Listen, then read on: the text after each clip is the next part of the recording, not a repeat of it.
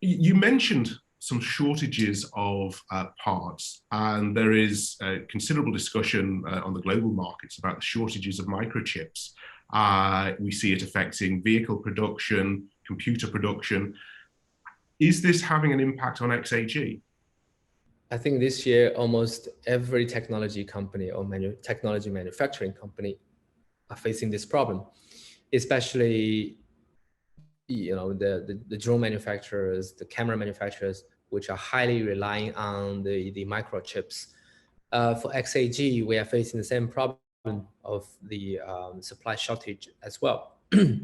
We have spent 14 years of vertical integration in the whole supply chain to build the drones. For instance, about 7 years ago, we started making our own motors and propellers. About 5 years ago, we started making our own chemical compound for tubing materials and the frames. And about 2 years ago, we start integrate the aluminum parts into our own manufacturing system.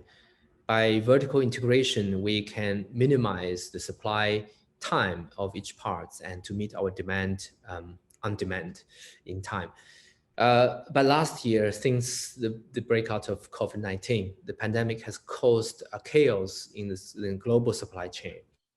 I just read an article because of the paper shortage of packaging box from Indonesia, it created a problem to ship the chips and the silicon chips in the US. And then because of the storm, the snowstorm in Texas created the shortage of the microchips, and the microchip shortage created problems for bigger and bigger products. So it's really affecting us as well. We are still facing about 30% shortage of our current production to meet our current production volume.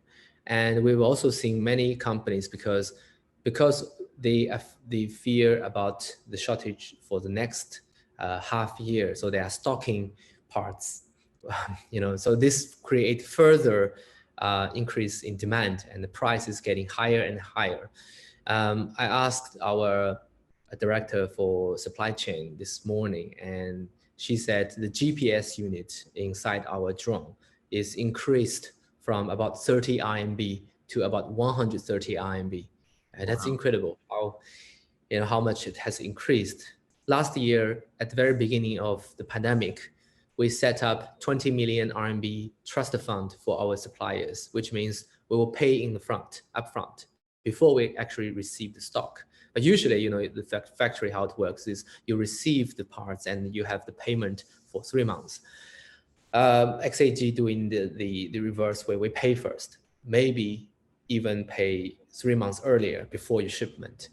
And this is really gaining the trust and make sure our partners are running the factory health. So this also helped us to defeat some of the problems. The third action is to redesign the concept of our products. For example, now XAG are designing more and more cloud computing-based drones and robots for the future product lines, which means we will require less and less chips, CPUs and GPUs on board the manned aircraft and the ground robots.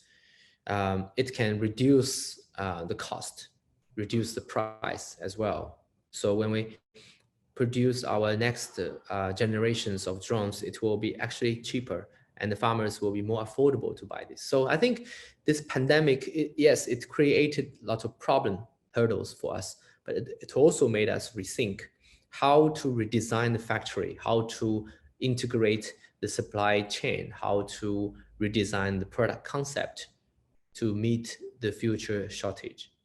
Well, thanks for that explanation. And it certainly sounds like XAG have taken the terrible effects of the pandemic and use them in a very positive way to rethink and to look at future supply chains. You could see this as very altruistic, that you're paying them early for the products, or you could see this as very good business sense to ensure that XAG get a continuous supply of products. So Congratulations. I think that's a very smart way of tackling the issue. So I look forward to seeing you when travel conditions allow. And thank you very much for taking the time. My pleasure. Thank you, Robert. Thank you.